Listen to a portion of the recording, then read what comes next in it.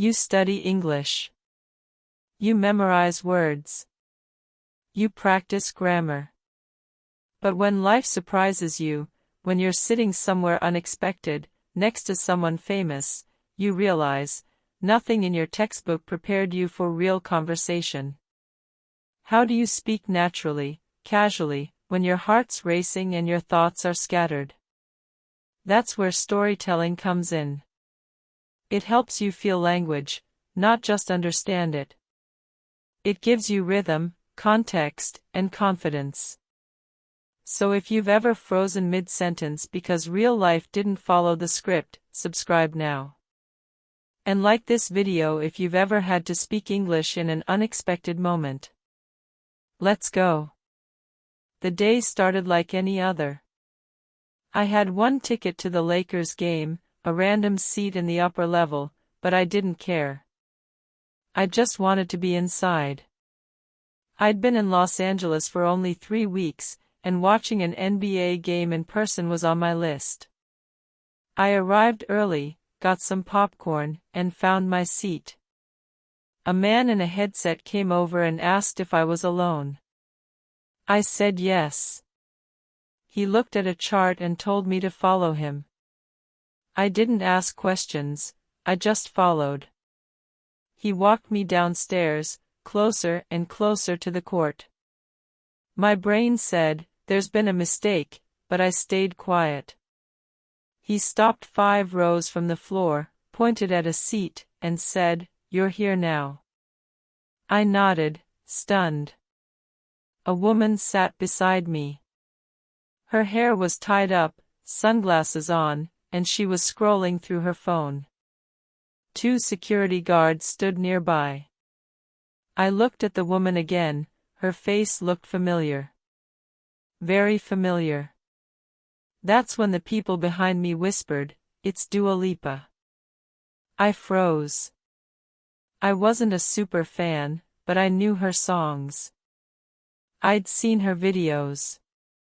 And now, somehow, I was sitting next to her at a Lakers game. During warm-ups, she leaned slightly toward me and asked, "Do you know who's playing tonight?" Her voice was calm, British. I panicked inside, but answered, Lakers and Nuggets." She smiled. Cool. I couldn't believe it. My English didn't fail me, but it wasn't smooth. I wanted to sound normal, chill, but my brain was in overdrive. I kept thinking, don't say something weird. Throughout the game, we didn't talk much. A few short moments. She asked if I wanted some popcorn. I said, "I'm good, thanks." I asked if she came to games often. She laughed, "Not really. Just visiting." Every word mattered. Every tiny phrase taught me something. She didn't say, "I do not really go." She said, "Not really." Casual, clean, native. At halftime, a fan walked over and asked for a photo. Her bodyguard stepped in, and she gently waved no. She looked at me and said, "Sometimes it's just too much, you know." I nodded. Makes sense. Those 2 words, "make sense," felt more natural than anything I'd ever said in English. They just fit. Not from a textbook. From a moment. After the game, she stood, thanked the staff, and left through a side exit. I stayed in my seat for a while, still trying to process it all. I hadn't said anything brilliant. I hadn't had a full conversation. But I'd understood every word. I'd answered without freezing. I'd connected. That night, I wrote everything down. Not the story, not her name, just the phrases. Not really. I'm good, thanks. Makes sense.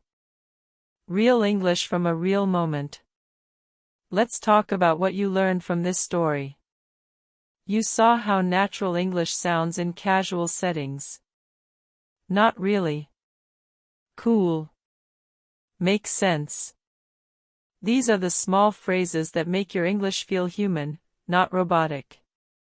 You also saw how tone and emotion change everything. When the speaker panicked inside, they still managed to respond clearly.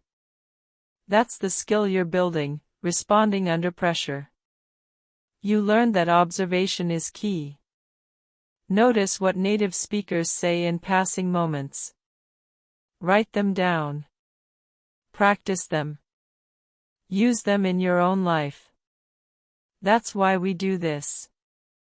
Every day, we share a new story to help you live inside English, because language is not just something you learn. It's something you feel. So if you found this helpful, subscribe now. And tell us in the comments, what's the most unexpected moment you had to use English in real life?